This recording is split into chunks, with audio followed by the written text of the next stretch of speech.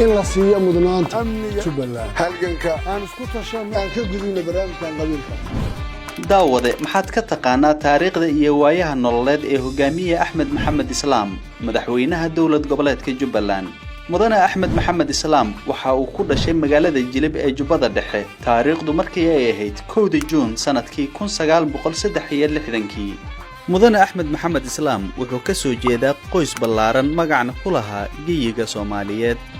أحمد محمد إسلام waxaa dhashay hooyo Yustur Cabdi Haroon waxaana la dhashay 18 walaalo sidoo kale hogaamiye Axmed waa aabaha 12 caruur ah oo isugu jira gabdho iyo wiilal hogaamiye Axmed Maxamed Islaam wuxuu caruurnimadiisii iyo waxbarashadiisii ku soo qaatay gobollo kala duwan oo dalka ka mid ah sida Cadaada iyo Muqdisho waxbarashadiisii dugsiga Quraanka waxa uu ku dhameystay magaalada Muqdisho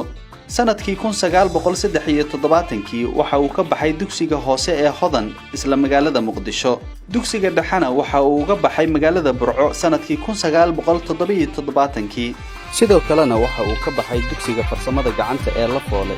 intii u dhaxaysay 1980 ilaa 1981 mudane Axmed Maxamed Islaam waxa uu macallin ka noqday dugsiga hoose dhexe ee Axmed Gurey ee magaalada Hargeysa intii u dhaxaysay 1981 ilaa 1982 taasoo ahayd shaqadii qaranka mudane Axmed Maxamed Islaam wuxuu bartay cilmiga shariicada islaamka intii u dhaxaysay 1982 ilaa 1986 hogaamiye Axmed wuxuu ahaa ganacsade intii u dhaxaysay 1987 ilaa 1991 kadibna wuxuu ku biiray dhaqdhaqaaqyadii islaamiga ah ee dalka ka jiray laga bilaabo 1991 wuxuuna ka soo mid noqday ururada al-Ittixaad al-Islaami ee gudaha Soomaaliya ururkii Raas Kamboni iyo maxkamadihii islaamiga oo uu gudoomiye uga ahaa gobolada Jubbooyinka intii u dhaxaysay 2006 ilaa 2007 Axmed Maxamed Islaam waxa ay dhaawacyo ka soo gaareen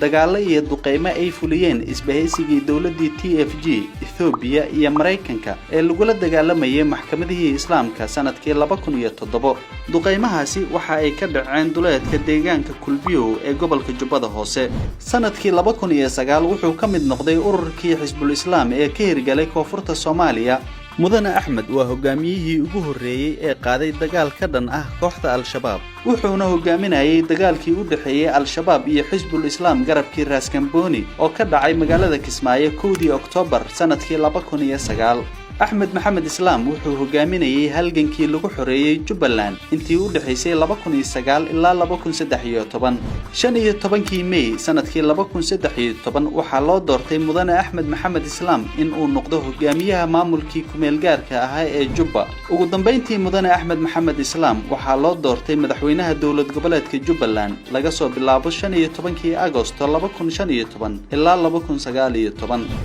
madaxweyne Axmed Maxamed Islaam waxay dawladdiisa guulo waaweyn ka soo hoysay gacan ku qabashada amniga Jubbaland iyo dhismaha ciidamada Jubbaland xoreynta deegaano fara badan oo ay nabadiid ku haysteen horumarinta waxbarashada kobcinta dhaqaalaha iyo dhiirigelinta ganacsiga iyo dib u heshiisiinta iyo isdhexgalka bulshada amniga si loo sii baahiyo amniga Jubbaland mudane Axmed Maxamed Islaam wuxuu ballan qaadayaa xoojinta dhismaha qaybaha kala duwan ee ciidanka si loo helo cudud ciidan oo awood u leh ciribtirka wax kasta oo halis ku ah amniga Jubbaland xoojinta nabadgelyada bulshada iyo deegaanada Jubbaland mudane Axmed wuxuu dib u xoreyn doonaa dhammaan degmooyinka iyo deegaanada Jubbaland ee ka maqan gacanta dawladda muddo 18 bilood gudahood ah waxbarashada maamulka Axmed Maxamed Islaam waxa uu hore ugu guuleystay dejinta iyo mideynta manhajka waxbarashada ee dugsiyada hoose iyo kuwa dhexe ee Jubbaland markalena waxa uu dejin doonaa manhajka waxbarashada dugsiyada sare dugsiyada farsamada gacanta iyo tacliinta sare ee macadyada iyo jaamacadaha Jubbaland waxbarashada gabdhaha waxa uu siiyaa welina siin doonaa muhiimadda koowaad mudane Axmed Maxamed Islaam waxa uu dhisi doonaa muddo kooban iskuulo hor leh oo laga hirgelin doono deegaanada la xoreyn doono caafimaadka adeegyada caafimaadka Jubbaland waxa horey loo gaarsiiyay deegaanada laga xoreeyay gacanta cadawga mudane axmed waxa uu muddo kooban ku dhisi doonaa xarumo caafimaad oo bilaash ah kuwaasi oo laga hirgelin doono tuulo degmo iyo gobol waxaana la tayan doonaa cisbitaalada guud iyo kuwa gaarka ah ee ku yaala deegaanada xorta ah iyo kuwa la xoreyn doono kobcinta dhaqaalaha mudane axmed maxamed islaam wuxuu dib u howlgelin doonaa warshadii sokorta ee Mareerey warshadii hargaha iyo saamaha warshadii hilibka mashruucii biyo xireenka Faanoole mashruucii bariiska ee Mugambo suuqgeynta xoolaha Jubbaland dhiirigelinta beerashada dhulbeereedka Jubbaland